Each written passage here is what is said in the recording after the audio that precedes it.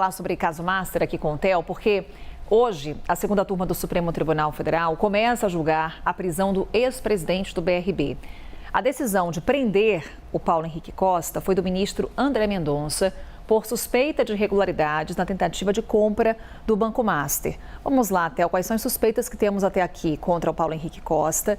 E se já é possível apontar uma tendência na segunda turma do Supremo Tribunal Federal?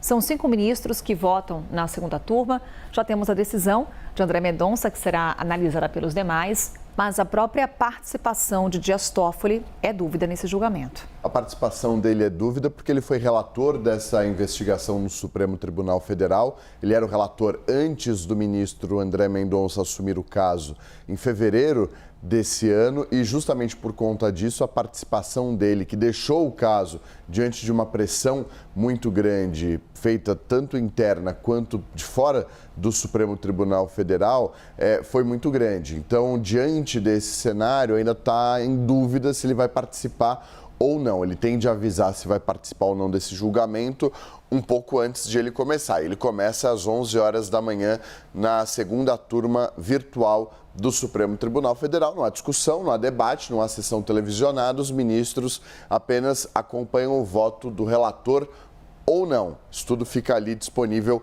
online, vai até sexta-feira dessa semana. A tendência lá na segunda turma é que a prisão seja mantida, pelo menos nesse momento o cenário é esse, tudo podendo mudar, mas a tendência é de que essa prisão seja mantida pelos ministros que fazem parte da segunda turma, além do Dias Toffoli e do André Mendonça, Gilmar Mendes, Nunes Marques e Luiz Fux. Ele fazia parte da primeira turma, pediu para trocar e está na segunda turma do Supremo Tribunal Federal. O BRB está no centro dessas apurações que envolvem o caso Master, porque tentava comprar ativos do Banco Master ao longo do ano passado.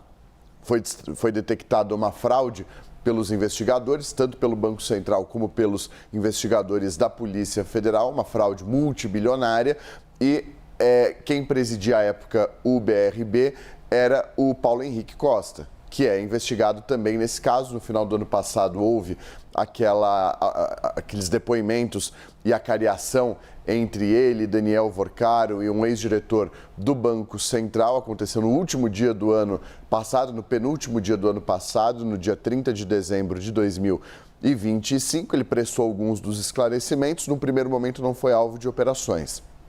Com o avançar das apurações, com as diligências que foram realizadas, trocas de mensagens que foram detectadas pela Polícia Federal, ficou constatado, de acordo com a Polícia Federal, repasses que chegam a 146 milhões de reais para ele naquela época de recursos relacionados ao Daniel Vorcaro. Foi determinada a prisão dele algumas semanas atrás e por determinação do ministro André Mendonça, com aval da Procuradoria-Geral da República, a partir de um pedido da Polícia Federal.